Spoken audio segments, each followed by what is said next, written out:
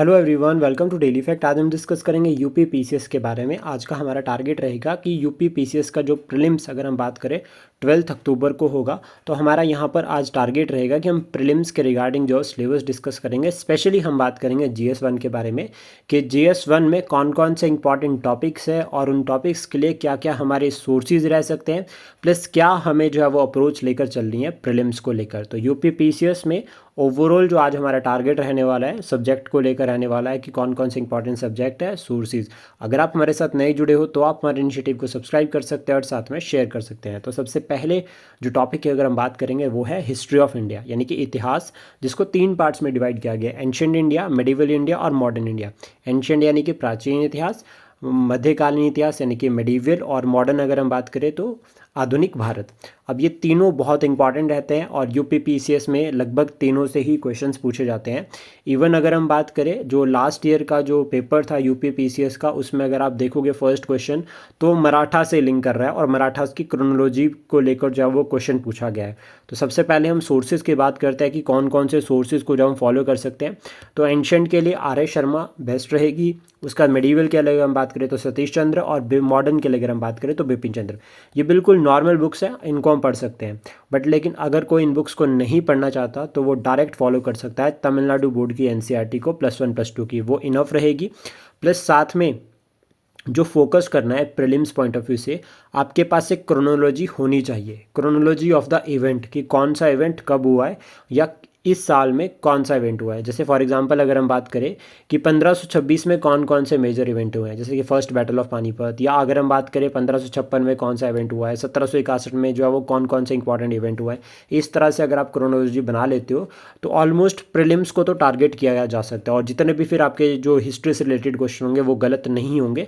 और ये क्रोनोलॉजी जो है वो एंशिएंट मिडिवल से भी बनाई जा सकती है। तो ये क्रोनोलॉजी को हम भी जो है वो वीडियो के फॉर्म में डिस्कस करेंगे।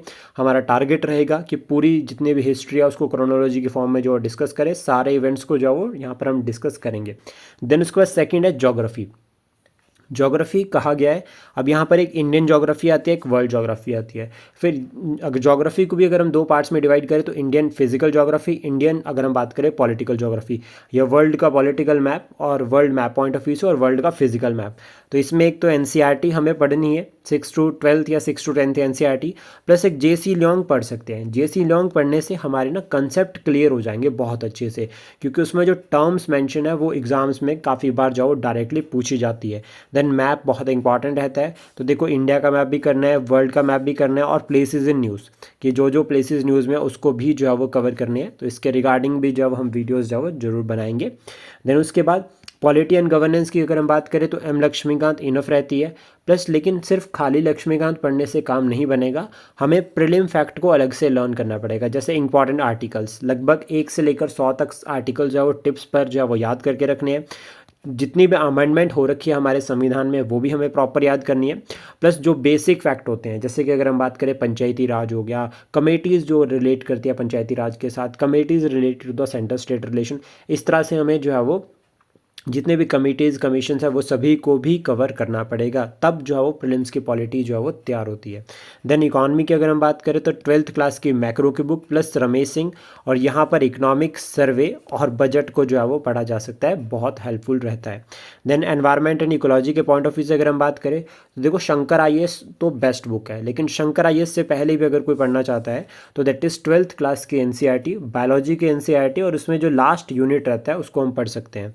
देन करंट अफेयर को जो है वो फॉलो करना है एनवायरनमेंट और इकोलॉजी के लिए, और इसकी वीडियोस आपको डेली फैक्ट का जो ऑफिशियल चैनल है उसके ऊपर मिल जाएगी, आप चेक कर सकते हैं। प्लस एनवायरनमेंट की भी एक क्रोनोलॉजी होनी चाहिए कि कौन कौन से इंपॉर्टेंट इवेंट हुए हैं। लाइक 1971 में अगर हम बात करें रामसर कन्वेंशन हुआ है, 1975 में इसने काम करना शुरू किया, या फिर बॉन कन्वेंशन हो गया CMS वाला, 1992 का रियो अर्थ समिट हो गया। तो ये सभी एक क्रोनोलॉजी में हमें याद करनी है। COP 27-26 कहाँ पर हुई थी, तो ये करंट बेस्ड हम जो लिंक कर सकते हैं। देन उसके बाद जनरल साइंस की अगर हम बात करें तो NCERT प्लस नोट्स अगर आप पढ़ सकते हैं किसी भी कोचिंग इंस्टीट्यूट के, कोई एक नोट्स उठा लो। प्रीवियस ईयर क्वेश्चंस को पढ़ना जरूरी रहेगा, क्योंकि देखो साइंस चेंज नहीं होती है तो प्रीवियस ईयर क्वेश्चंस के आने के चांसेस काफ़ी रहते हैं। प्लस जो करंट में जनरल साइंस में जो चल रहा है उसको भी हमें लर्न करना है। करंट अफेयर की अगर हम बात करें तो 1 साल के करंट अफेयर पढ़ना बहुत ज़रूरी रहेगा। काफ़ी ये डाउट रहता है कि 1 साल के करंट पढ़ने या 2 साल के, तो 1 साल के करंट जो है वो काफ़ी रहते हैं, लेकिन वो करंट को ना हमें स्टैटिक जीके के साथ लिंक करना है। जैसे मान लीजिए अगर कोई अवार्ड न्यूज़ में है, जैसे कि भारत रत्न अगर न्यूज़ में है, तो हमें ये पूरा पढ़ना है कि 1954 में भारत रत्न बनाए गए थे, कितने लोगों को एक बार दिया जा सकता है, अभी तक कितनों को दिया गया है, कितने फॉरेनर्स हैं जिनको भारत रत्न अभी मिल चुका है, कोई एक्सेप्शन है, वो भी हमें पढ़नी है। पूरा इस तरह से जो है वो लिंक करेंगे। और करंट अफेयर में अगर हम बात करें तो न्यूज़पेपर्स, द हिंदू या इंडियन एक्सप्रेस, कोई एक न्यूज़पेपर हम पढ़ सकते हैं।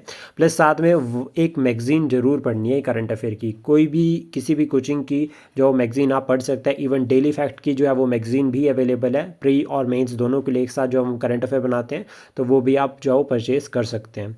प्लस एक्स्ट्रा मैं आपको बताना चाहूँगा प्रीलिम्स के लिए जो GS1 के लिए जो सबसे ज़्यादा इंपॉर्टेंट है, दैट इज़ प्रैक्टिस टेस्ट। कम से कम ज़्यादा नहीं है तो 30 टेस्ट जो है वो आपको पेपर में जो है वो बैठने से पहले लगाने पड़ेंगे। और प्रॉपर कोशिश करनी है कि जिस तरह से एग्ज़ाम जो है वो रियल होगा उसी तरह से जो है वो टेस्ट सीरीज़ को भी यहाँ पर अटैम्प्ट करना है।